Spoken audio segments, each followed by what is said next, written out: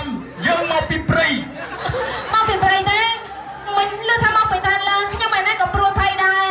យើងសប្បាយចិត្តពេកពេលជួបនាងយើងក៏ច្រឡំមាត់តែម្ដងទេគាត់តែជួបខ្ញុំសោះមិនបានច្រឡំមាត់អញ្ចឹងដោយសារតែសម្រស់អូនឯងនឹងហើយណាយេអូដល់សារសម្រស់ខ្ញុំអត់មែនទេយីចូលលោកឯងទៅមកពីណាចង់អូកាឡាជាមួយនឹងខ្ញុំនឹងហាក្នុងចក្រវាឡនេះមានតែយើងម្នាក់ទេដែលជាយក្សខ្លាំងជាងគេលើភពផែនដីយីលោកអើយសង្ស័យទៅអត់ទេបើទៅយីបងអាចច្រៀងឲ្យអូនស្ដាប់បានទេផងយ៉ាមែនទេបាទចង់ស្ដាប់ពីទេសភាពហើយនឹងប្រៃប្រឹក្សាណាបើចឹងលោកច្រៀងឲ្យខ្ញុំស្ដាប់ឲ្យឃ្លាទៅនឹងអញ្ចឹងសូមអ្នកភ្លេងចាញ់ភ្លេងឲ្យមកបាទអត់ទេច្រៀងពីអាខោណាអត់មានខោពីអាខោទេមកប្រៃប្រឹក្សាខ្ញុំនឹងចាំស្ដាប់ចេញបធរមិនគួរណាយេយ៉ាងអើយខ្ញុំដឹងថាយីហើយចុះមកពី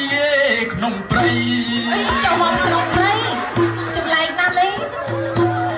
មកដល់ជួបមីអូនស្រីយ៉ាងម៉េចធ្វើឲ្យបងងាយពេញចិត្តណាបើអូននាងប្រមេមិនប្រមទេធ្វើអគ្គមហាសីបងបានទេវមិត្តស្ទើរគេមហាសីទៀតបងនឹងស្ម័គ្រចិត្តទេយ៉ាងអីធ្វើតាមអូនទាំងអស់មែនអត់មែនអើយបើចឹងទៅកុំភ្លាមទៅចាំមើលបងលុតឲ្យមើលលឹកហើយច្រៀងមកឃ្លាទៀតកាយវាការនឹងលឹកចង្គង់នឹងទៅអត់ទេបងរៀងហត់ហើយតែចង់បានស្រឡាញ់ខ្ញុំស្មោះទៅតែបងអាចដោះអាវឲ្យអូនមើលពីភាពស្មោះត្រង់របស់បងបានតែខ្ញុំមិនមើលទេណាខ្ញុំជាស្រីតែបងចង់ឲ្យមើលខ្ញុំមិនមើលទេតែយ៉ាងម៉េចខ្ញុំជាស្រីលោកជាប្រុសណា